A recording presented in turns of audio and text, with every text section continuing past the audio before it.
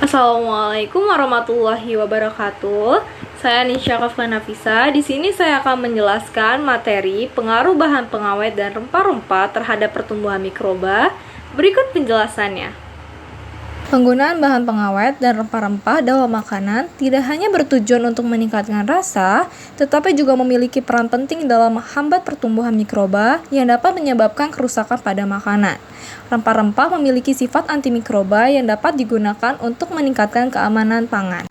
Adapun faktor-faktor yang dapat mempengaruhi zat pengawet dalam menghambat pertumbuhan mikroba, yaitu yang pertama ada konsentrasi zat pengawet, kedua sifat-sifat mikroba yang meliputi jenis, jumlah, umur, dan keadaan mikroba, ketiga sifat-sifat fisik dan kimia makanan, termasuk kadar air, pH, jenis, dan jumlah senyawa yang ada di dalamnya, keempat suhu lingkungan, dan yang kelima ada waktu penyimpanan. Jenis sifat bahan pengawet terbagi menjadi dua, yaitu bakterisida dan bakteriostatik.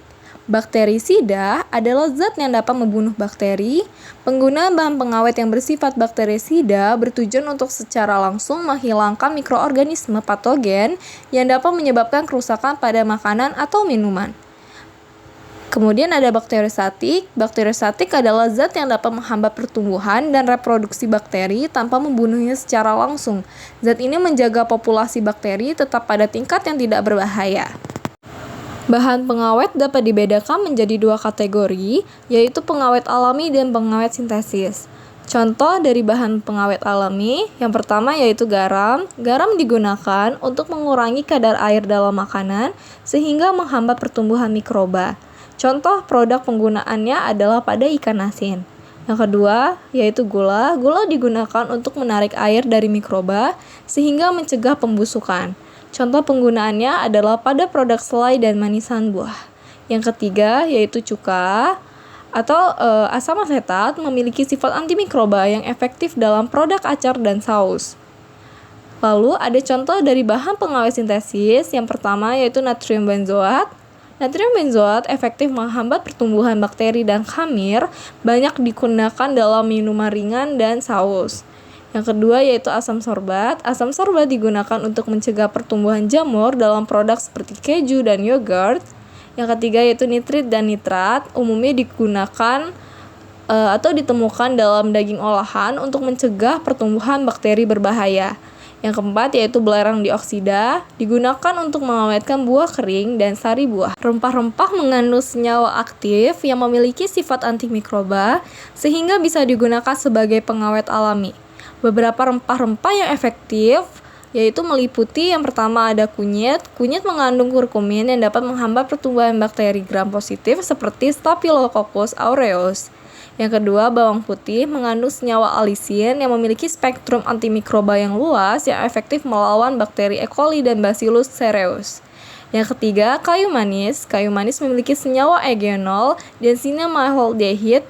Kedua senyawa ini memiliki sifat antimikroba yang tinggi.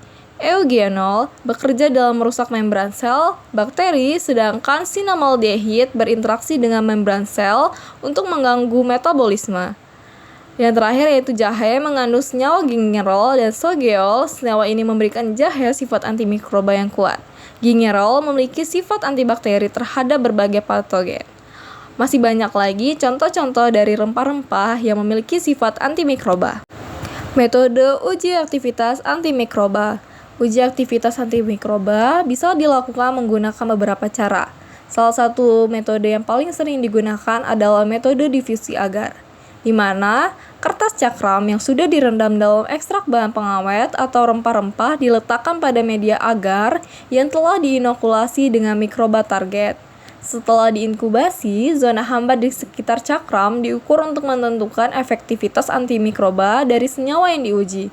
Metode ini memungkinkan untuk mengamati zona hambat di sekitar bahan pengawet dan ekstrak rempah yang menunjukkan efektivitasnya dalam menghambat pertumbuhan mikroba.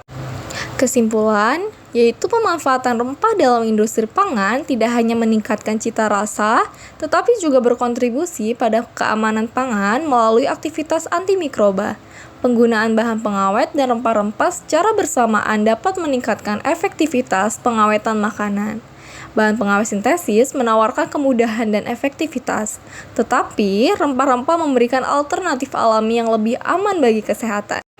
Itu dia penjelasan dari materi pengaruh bahan pengawet dan rempah-rempah terhadap pertumbuhan mikroba. Thank you for watching.